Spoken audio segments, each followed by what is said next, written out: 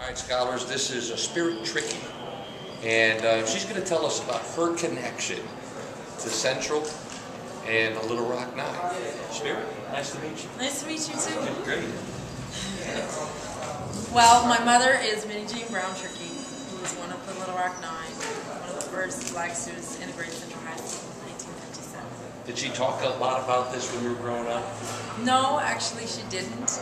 And that's why I'm so passionate about talking about it, because I didn't learn about it until I was maybe in middle school.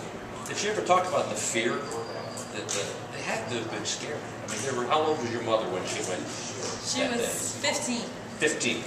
And you got all these people around screaming at them, yelling at them. She had to be just absolutely terrified.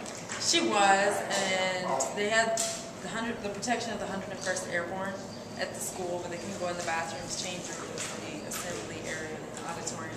So it was very frightening times, as well as when they went home, they didn't have soldiers. So the soldiers didn't walk them home, and the soldiers couldn't go into the girls' locker room or the bathroom.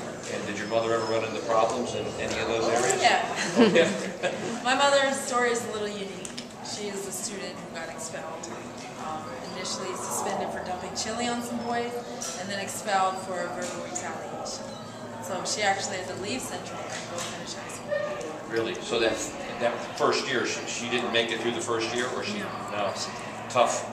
Very tough. To learn more. Well, how did her parents feel about this? Her mother? I mean, that had to be scary for them. It was. It was very frightening. My grandfather lost his job, which was the sole income for the family. So because of the integration? Because people said, if your child is at Central and you're messing up the status quo, we don't want to employ you anymore. Wow.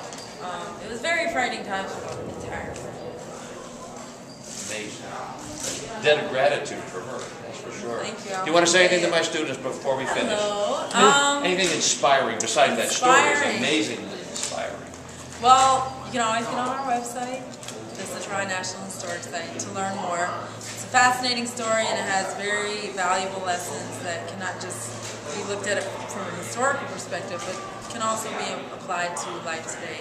And our famous quote by Congressman John Lewis, "If not us, then who?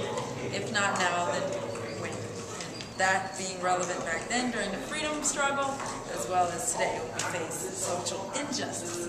Very, very relevant today. Scholars, there's your charge for history. Would you give a round of love for Spirit Trickey now? They're and one back for you. Thank you. See you in class.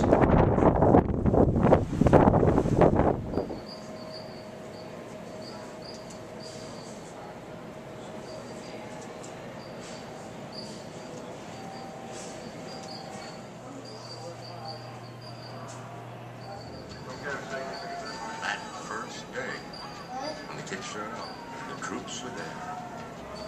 America had to contemplate, good Lord,